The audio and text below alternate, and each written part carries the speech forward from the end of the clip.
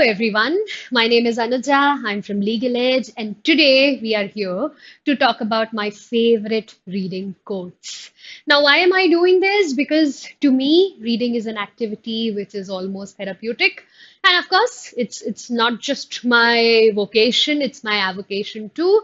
And I want you to infect you with the same enthusiasm because it is very important for your CLAT preparation, isn't it? It's the be all and end all now. So, what I'm trying to do is plan this journey in two parts. This is part A today. As you can understand, I'll be coming up with a part B really soon. I have collected my favorite reading quotes. They're all from famous people, but I am not including their names today, of course. I'm attributing these to them. All the quotes should be in double inverted commas because not my original thoughts. Definitely some really wise men and women over the past few centuries. All these quotes are amazing. They fill you with ideas, ideas that inspire you, and that is what I'd like you to focus on. So let's get started. What I have tried to do is in every slide, I have used a reading nook, a reading corner, and these are places that really make me want to go there and start reading. Pick up a nice book and get started. So I'm hoping that when you see those images, you will be picking up some book. If you're looking for suggestion, we have lots of them in our book talk series, so you can do that. All right, let's get started and talk about the first quote today. Now, this is something which talks about the empathy that reading builds in you. We read to know that we are not alone. It has happened to me personally so many times that when I have read about a certain situation, I've realized that yes, I have been going through this, and I'm not the only one. There are so many people who feel these things and they have been in these situations. And if they have somehow coped, I will do it too. That is the kind of power reading provides you, that you are never alone. You're in a community and you get to know it when you read about it. Otherwise, how will you get to know? Right? So we read to know that we are not alone. And who wants to be alone, right? All right. The second one says that never trust anyone who hasn't brought a book with them. Why not? Because when you bring a book, that means you're reading. When you read, you care about an idea. And it could be a bad idea, it could be a good idea, but it's ultimately a proof that you are thinking, you are using your brain. And I think that is what is really important. Reading could be very subjective. What is good for me may not be good for you. Of course, there are some critically acclaimed books that we all appreciate, but then we need to read. We need to get started. And that's why they say that starting is the toughest part, right? Well, begin is half done because that's how important good beginnings are. So, I guess that is the parameter that we are using these days. Don't trust anyone who hasn't brought a book with them. And you want to be trusted, right? So, carry a book along everywhere you go. Next one, this is by a very famous person with a very good sense of humor, Groucho Marx. He says, "I find television very educating. Every time someone turns on the TV, I go into another room and read a book." This is very relatable because that's what I do. Not that the idiot box cannot provide really educative pieces.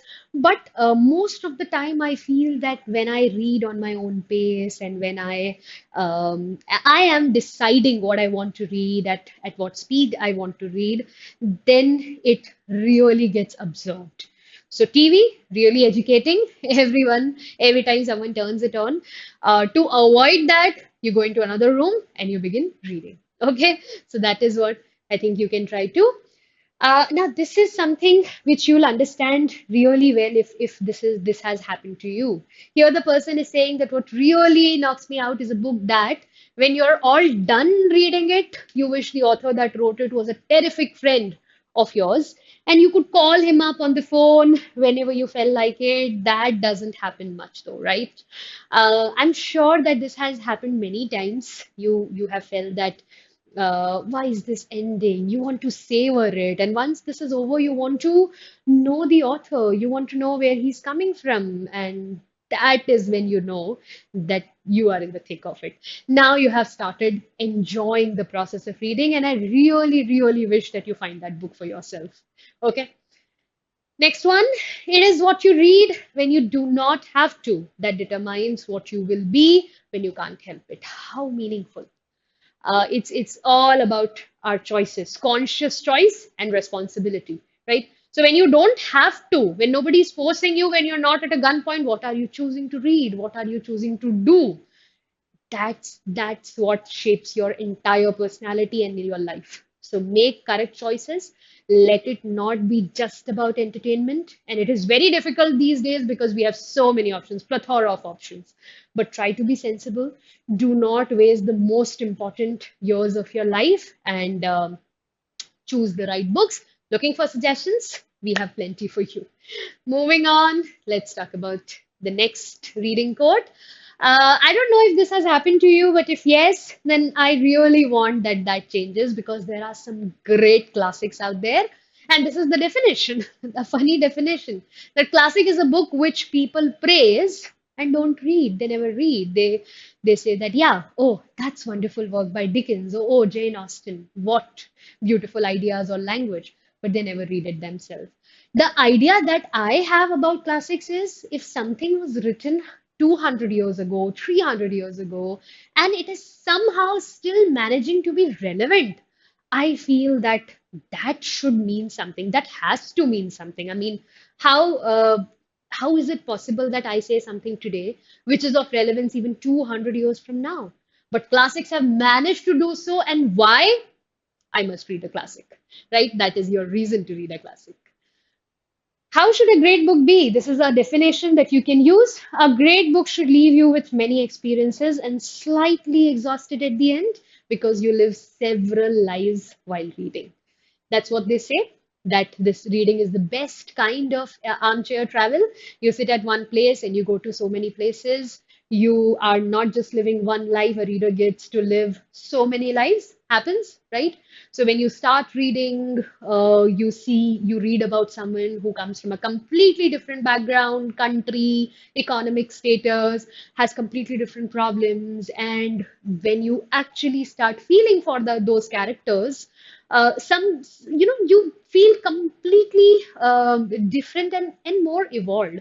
Some people feel that, oh, it's ultimately at the end of the day, it's fiction. It's not true. But then fiction ultimately comes from reality. And sometimes fiction says things which even reality cannot say. It would be too brutal to say it, right? So that is why fiction is a very, very useful and powerful means. So do try it, don't be biased against it. Okay? You don't have to burn books to destroy a culture, just get people to stop reading them. Scary thought, right? And is that what is happening to us?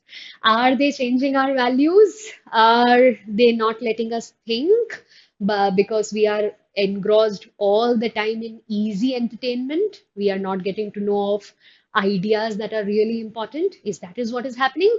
I think this one leaves you with a lot of food for thought. Think and decide for yourself. But you want to read, right? Okay.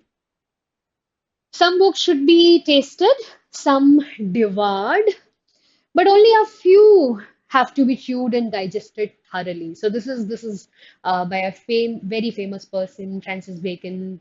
We have essays from him in our masters, and I think this is a very beautiful way of describing books because not all of them are of same importance.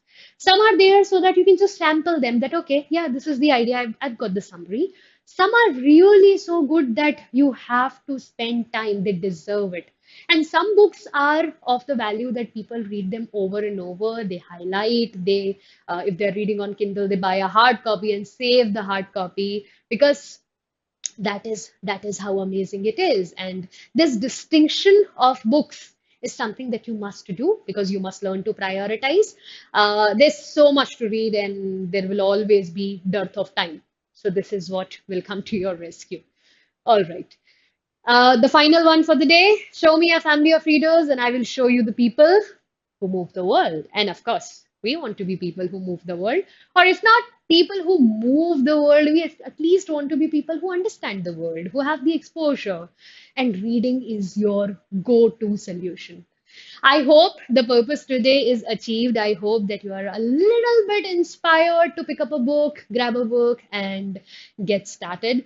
So please do exactly that. I would love if you share your favorite reading quotes with me because I would love to see what inspires you. If you want to take this conversation further and get in touch with me for any questions or concerns, these are our contact details. Feel free to do so. Thank you so much for making time for us today. I hope to catch you around with part B of reading quotes soon. Bye bye. Take care.